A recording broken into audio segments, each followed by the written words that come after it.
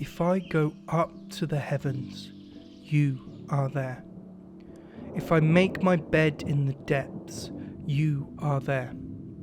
If I rise on the wings of the dawn, if I settle on the far side of the sea, even there your hand will guide me. Your right hand will hold me fast. If I say, surely the darkness will hide me, and the light become night around me, even the darkness will not be dark to you. The night will shine like the day, for darkness is as light to you. The climate thing slightly crept up on me, and it happened whilst I was on tour with my choir, with Trinity, in America. And we had taken so many flights crisscrossing the country. And at the same time, Greta Thunberg was in New York saying in kind of dazzling but really crushing rhetoric, how dare you? And at that moment, the cognitive dissonance, i.e. what I was doing and the fact that I thought myself quite environmental, kind of came to a head. And at that moment, I think I realised that however kind of small you feel, you really can do stuff.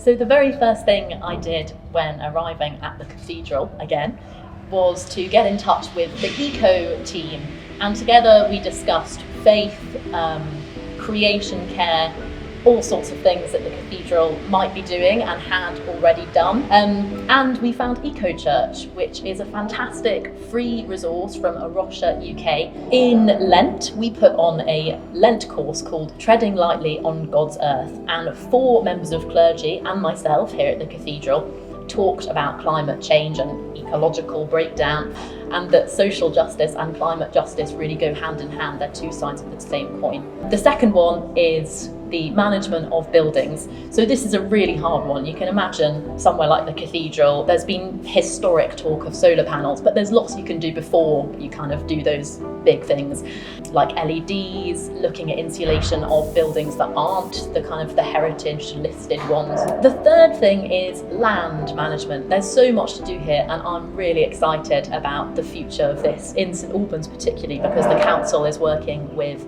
the wildlife trusts and have employed a lovely lady called Heidi, to look at wilder St Albans and putting aside 1/3 of our land for things like wildflower meadow or replanting and trees, and making your land good for wildlife and biodiversity, which is obviously at the heart of Christianity, loving not only your neighbour but also all of creation.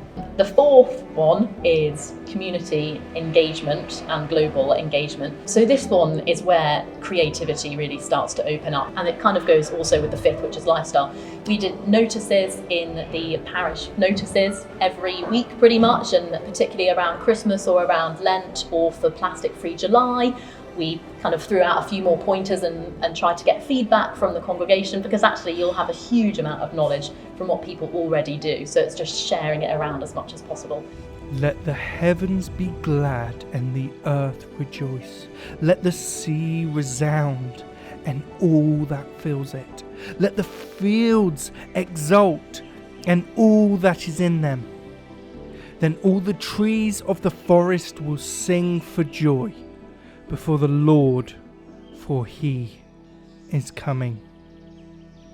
So sometimes it's hard to know whether you're hopeful or not, but I think the most important thing is to act in hopeful ways. I think our expression of hope has to be just, has to be truthful, and has to be urgent.